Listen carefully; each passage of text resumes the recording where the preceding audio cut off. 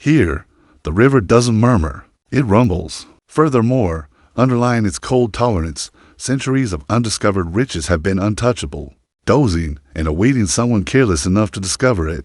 Parker Schnabel is aware of the risks. The Yukon is ruthless, an area that has ingested fortunes, dreams, and men similar. However, the frozen earth today, there is trembling beneath his feet with a more valuable than any prospector's secret has ventured to dream. Somewhere within this rocky terrain, a treasure is hidden. Pure gold worth $55 million, sufficient to alter the Klondike's history. The pan is not the source of the first glimmer, but from the earth itself. Parker's group finds a quartz vein, sharp and dazzling, extending across like a silver scar on a hillside. Although this vein is hinted at in maps, but none thought it resulted to such a large accumulation. The soil appears heavier and more pregnant, with potential. Metal, beeping sensors detectors roar. Each blow of the shovel shoots frozen earth shards falling, exposing bits that might span an entire lifetime. Although they are just the exterior, the chill stings more intensely as Parker makes his way down a canyon which contains both mythology and rivers. It is said that the gold is cursed here, connected to tales that miners murmured camps for more than a century. That the first significant discovery is startling. A group of rough, jagged nuggets, but distinctly pure. They are counted by the team, then relates, with astonishment carved into every face. The value exceeds the initial estimates, followed by a tremor in the ground, a natural earthquake beneath their boots, or a caution. The river is the only one who speaks, appears to become louder and impatient as if conscious that its methods are being taken. The stakes get higher as Parker hits a clay wall that shouldn't contain more than just dirt. The selection, not just any metal, but metal. A chest it appears to be buried with such accuracy, ceremonial. Later, carbon dating verifies the wood, possibly from the time of the gold rush. Although the coins and other items that sparkle unbelievably bearing dates that were ancient, before any documented journey in the area, and gold bars with unidentified marks engraved on them contemporary assailants. The enormity of the magnitude is overwhelming. Each and every historical text or research fails to predict a cache of this size. Time appears to break. The sun hardly rises above rough peaks. However, the excavation speeds up, every layer separated, showing out more daring treasures. A pan flow in an adjacent shallow stream produces gold flakes that are so clean that like flames, they refract light.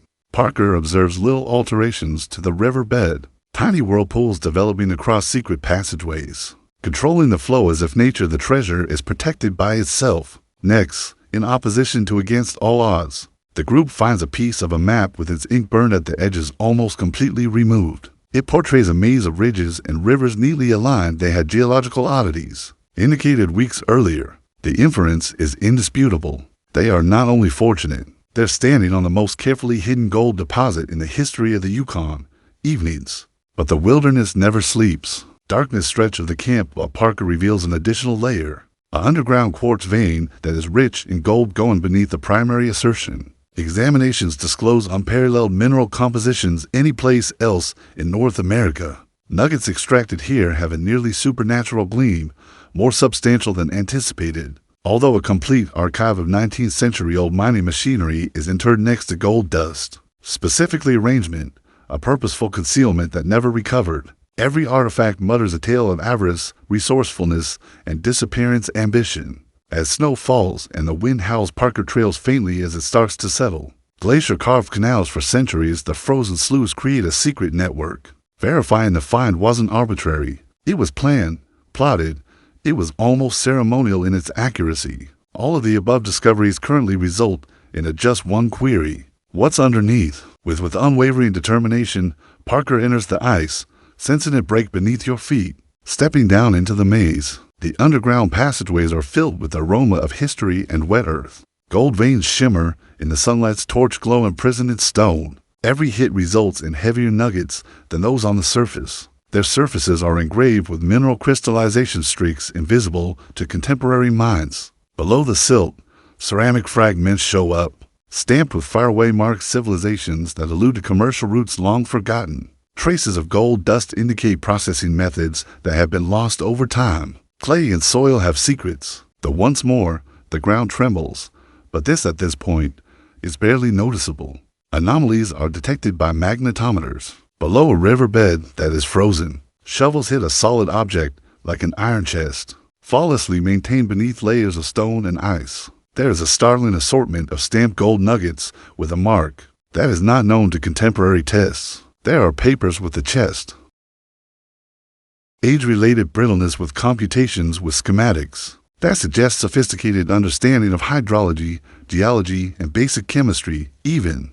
Whoever knowledge was buried with this treasure. Many years before the 19th century, an unexpected finding in the canyon walls rewrites everything. A network of tunnels strengthened with wood, old but twist through solid rock, unbroken. Gold veins crisscross these sections as a living body's Venus network. Extracted samples reveal isotopic components that connect them to geographical areas miles and miles away, verifying what Parker hoped and dreaded. At the same time, this treasure is not unique. It's a component of a wealth-hidden continental web has developed throughout many ages. The even tunnels defy natural creation. Someone purposefully carved this system that is underground, an expert creator of concealment. Above, the river appears to be alive, a mirror that reflects secrets still undiscovered. Penetrating the ice, the crew led by Parker finds sloughs that channel water with extreme accuracy, intended to extract silk from gold in a procedure that is significantly more sophisticated than anything envisioned for the time period. Stones embedded in symbols etched on them allude to ceremonies. Their positioning is almost ceremonial. Gold was not merely mined here. It was revered, regarded as a holy thing. The atmosphere thickens with excitement as Parker takes out a nugget that's bigger than any previously discovered. Enough weight to bend fingers. It's outside engraved with an unidentified symbol that appears dimly in the lantern illumination. The subsequent innovation occurs when Parker finds an entire ledger concealed in a hole behind a rockfall. Although the pages are brittle, understandable, providing weights, locations, with detailed instructions for concealment as well as shifting gold. One entry references a fabled claim that was allegedly lost during the flood of 1898, describing a deposit sequence that coincides ideal with the group's existing excavations. Each nugget, each dollar, each concealed symbol validates the ledger's horrifying precision. This isn't a random occurrence. Riches. It is a single planned fortune plotted using a nearly compulsive accuracy spanning several decades, and possibly generations. A cave wall farther on yields hundreds of petroglyphs that show rivers, rough peaks, and people. However, symbols are scattered throughout the artwork, remarkably comparable to contemporary mining schematics. Parker understands that these inscriptions are directions left by an unidentified hand, directing searchers to caches that are hidden. Some serve as cautions, while others are verifications. The epiphany comes with electrifying clarity. The treasure is a reward in a knowledge-encoded trap and peril. In the center of the canyon, a huge nugget appears out of the frozen mud, greater than any gold discovered in the Yukon in its pristine state. The team's scientists conduct preliminary tests, showing an unparalleled composition anywhere in North America, implying geologic formations that have never been recorded. Oddly, its surface smooth, reflecting light from lanterns like a dancing shadows generated by the mirror on the canyon walls. Below it, Parker discovers a collection of smaller nuggets arranged nearly ceremonially, implying that this is what the finder who concealed them intended.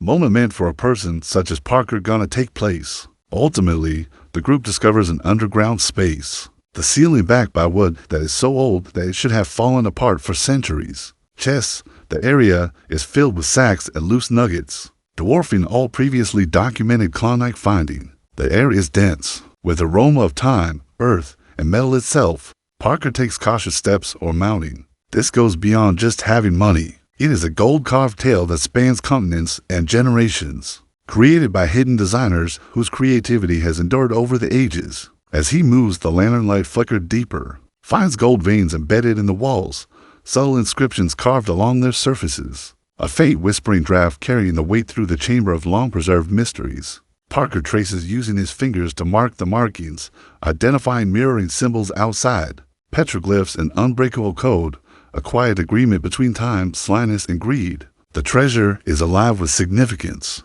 Every time the chamber beats, the beating heart of human history, poised to be disassembled.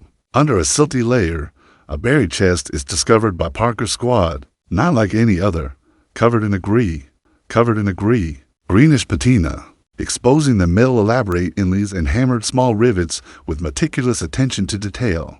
cracking it open amidst a dust cloud and a fragrance of earth and iron. There are hundreds of gold coins shine, produced many decades before any of this was attained by known European settlements area. Certain coins have inscriptions that imply that they were produced at distant mints. History has long forgotten, implying commerce routes that go against the grain comprehension of international trade. During the 19th and 18th centuries, suddenly the crew feels a chill as a fake the floor gives apart beneath them, exposing a secret hole with gold flakes and nuggets arranged in baskets with care derived from bark. Every basket has a distinctive marking that resembles a radiocarbon bark dating reveals that some are over 300 years old. It is a methodical system, as though every cache and layer were captured by a knowledgeable individual. Improved concealment, geology, and hydrology more advanced than any prospector of today. The ramifications are astounding. This isn't one hoard. It is a painstakingly well-organized,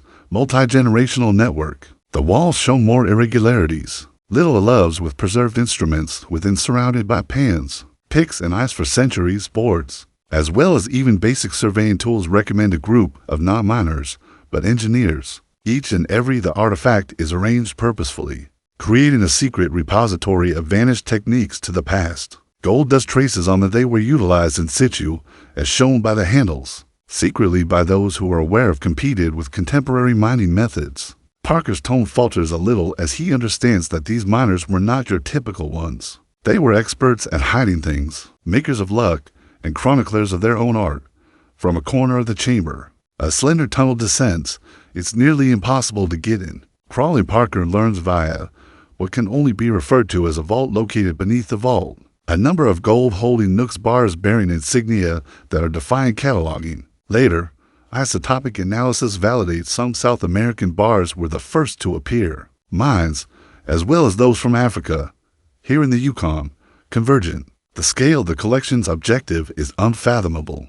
Whoever gathered it did so using worldwide consciousness, a network that crosses continents centuries prior to contemporary banking or shipping could provide one explanation for such cooperation. An abrupt tremor beneath the foot attracts the team's focus. Seismic sensors identify subtle changes in rhythm, organic tremors, or a cautionary mechanism left by the first architects. Looking into, Parker finds an underground aqueduct under the treasure, running, engineered to redirect and stabilize the chamber water surrounding the cashiers. The inventiveness is astounding. Centuries-old hydrological design that maintained millions in gold, guaranteeing that it stayed concealed and undamaged by ice, floods, as well as seismic movements. Each and every design choice, each cut channel seems nearly prescient, foreseeing challenges no human could have made a complete strategy. A second ledger appears even deeper. This one carefully lists every nugget, coin, and date-marked bar, locations, and weights. A few entries elucidate concealing techniques so intricate, reading like a puzzle. Guidelines for upcoming generations. The codes written in the margins correspond. The petroglyphic symbols appear on money. A whole coded language created to speak exclusively to those intelligent enough to figure it out. Parker understands that the wealth is not just substance. It is erudite, a narrative of creativity, peril, and gold itself contains foreknowledge. The atmosphere becomes tense as Parker arrives at the center of the subterranean room. There he finds a huge crystalline chunk, almost 80 pounds. Its engraved surface with a map showing rivers, ridges, and concealed caching in the Yukon. Incorporated into there appear to be faint inscriptions nearly alchemical, as though the first miners thought that the actual gold may store information. Parker touched it. Feels cold, not because it's cold, but because a centuries' worth of weight is pressing down, requesting acknowledgement of the human brilliantness, obsession, and audacity to construct this underground maze. Then a secret compartment slides out, open in reaction to a point of pressure in the wall. There is a variety of artifacts that contradict what is known about the Yukon. A compass for navigation with features that correspond to the northern star around 1710, a ceremonial dagger with carvings with a crystal vial and gold inlays containing chemically derived gold dust characteristics, not found in any test conducted by contemporary science. Every item suggests a degree of ritualization and sophistication previously believed to be impossible in this area. Whoever designed this gem was an architect and an alchemist, strategist, visionary, and air intended to inspire and endure. Overhead, the noise of the river has become deafening. Crescendo, seemingly in response to the digging beneath. Parker discovers yet another room, bordered by the biggest collection of Yukon gold nuggets ever documented. Every nugget has a carving, with accurate symbols creating a coded grid that, upon analysis, matches river movements, historical seismic data, and even historical climatic trends for 100 years. The treasure is alive in data, connecting wealth with environmental expertise and understanding stored in stone, metal, and concealed channels. Finally, as Parker holds a gigantic gold bar into the pale, gloomy light, he notices the fingerprints. Not his own, however. It is impossible to date imprints, specifically retained in the metal itself. Later, scientists verify the marks are the property of several people throughout millennia, taken during the casting procedure. It dawns on you, similar to lightning, this gem is a continuity, an intertemporal partnership designed to last and be hidden, not by accident, but by purposeful planning. Motivated by a combination of wonder and interest, Parker treads cautiously over the final gold mine. The reverberating chamber walls every steely step. In a dimly lit corner, a slight sparkle captures his attention. A tiny, sealed obsidian box with a complex rose-clasped compass. Its surface is engraved with glowing symbols, dimly under the lantern light, nearly reacting to the gold that is around them. Parker opens it and discovers dozens of little figurines, each of which portrays miners, adventurers, and unidentified individuals positioned in patterns that reflect the actual chamber. Their objective is uncertain. However, they are precisely aligned. Ceremonial, a quiet continuation of the centuries-old design that he has simply exposed. Below the statues, a map-like thin sheet of gold unfolds. Small holes expose a hidden system of tunnels that extends outside the chamber, beyond rivers and streams and mountains. Later, geological analysis demonstrates that gold is an ideal conductor, purposely designed to generate subtle electrical currents. Parker makes contact one puncture, and a chill goes up his backbone. A slight, but detectable pulse as even though the treasure is alive, conversing via the currents of the planet Earth. The inference is stumbling. This goes beyond gold. It is a blueprint, a code incorporated into metal awaiting the deciphering of someone. From a water creeps into the hollow above the chamber, bringing mineral particles in, as opposed to any that have been previously documented. Tests show isotopes that were unknown in the North America, implying a meteorite or influence or intentional significance for millennia long time ago. Along veins, the particles form clusters of gold as if on purpose included within the framework of the actual nuggets. Parker raises one. His hand feels warm and heavy, and he observes little lines, dots, and etchings creating designs that are evocative of early charts of astronomy. Whoever created this was familiar with the stars, of physics, of forces that are not awareness of their time. A corner of the chamber produces an assortment of parchments that are blackened and bound in leather, but remarkably preserved at the margins. When ink is lit, it shows computations that forecast sediment modifications, variations in the river's path, and even the probability of earthquakes in the future. A cipher is used to write some entries, like no words at all. However, the patterns are exactly in line with the placement of the gold in space. Simulations are run by Parker's team. If the room fell, the wealth would stay whole, concealed beneath layers of geological defense that even contemporary engineering would be envious. The designers predicted catastrophe with accuracy something is almost appreciative. Further down the vault, Parker finds one last chest, little but quite dense. When it's open, it displays a number of little gold orbs with symbols engraved on them like a constellation. Together, they form a three-dimensional pattern that appears to reflect the darkness sky over the Yukon around the beginning of 1800s. Parker holds them and experiences an almost physical attraction in the direction of north, in the direction of an unidentified peak outside the familiar maps. A faint tremor beneath the ground mimics the attraction as though the prize itself is directing him, urging the subsequent action. It dawns on them. The hoard is neither inert nor static. It has been created to guide, instruct, and test. The wind outside changes, carrying a whiff of stone and snow through the canyon. Parker finds carved markings hitting the ice overhead, creating arrows from line up with the secret passageways beneath. Every arrow has a little depressions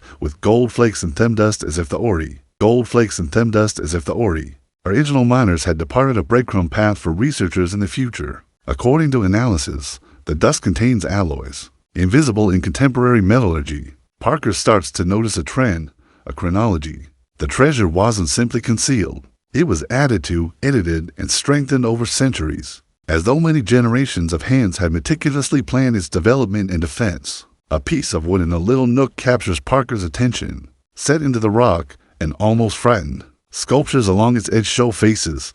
Some of them are human, some animal, as well as some who don't acknowledgement. Every figure has symbols that are the same as individuals inscribed on the biggest nugget and the orbs of gold. The trend isn't obvious. The treasure is not just riches. The story is encoded throughout resources that recite tales of aspiration, commitment, and secrecy maintained in mineral, metal, and stone for eyes that able to read it. Parker feels burdened by not a gold, but a purpose of life. Plans are carried out, and secrets are protected. The last tunnel leads to a room, unaffected by human breath or light. Gold bars are arranged in a wall-like pattern. Then, glistening beneath Parker's torch, in between the piles, a hollow includes a single item. A flawless, unusually circular sphere of gold. It feels smooth and somewhat warm to the touch. Its surface has symbols carved on it that appear to discreetly adjust when viewed from various viewpoints. Parker leans as he gets closer. He spots slight indentations, almost like fingerprints, sweeping over the live traces of gold. It beats, softly, echoing with a sound that's just below the surface, an inexplicable hum that appears to correspond with his heartbeat. He takes a step back, conscious of each shadow, each watercourse within the room, each gust of air from above. The sphere appears slightly brighter, reflected off the walls around it in designs that resemble constellations above. Parker detects a feeling and consciousness included in the gold itself, a cautionary tale, or even a greeting. The discovery's enormity presses beyond the bounds of belief, combining history, science, and something it is impossible to define. It's not only treasure. It is awareness, heritage, and mystery mixed together. As he walks out, the room appears to move, unnaturally stretched shadows against the walls, flashing. One final Parker notices the item, a tiny piece of gold, about the size of a coin, set into the rock's surface, engraved with one basic sign, a spiral, endless and unbreakable. There is a slight pulse in the torchlight, reiterating the cadence of his own heart. Outside, the wind picks up, once more, with an almost undetectable murmur. Parker stoops to make contact with it, and at that moment, the room appears to sigh out as though you're acknowledging him. Next, quiet. The people of Yukon hold their breath.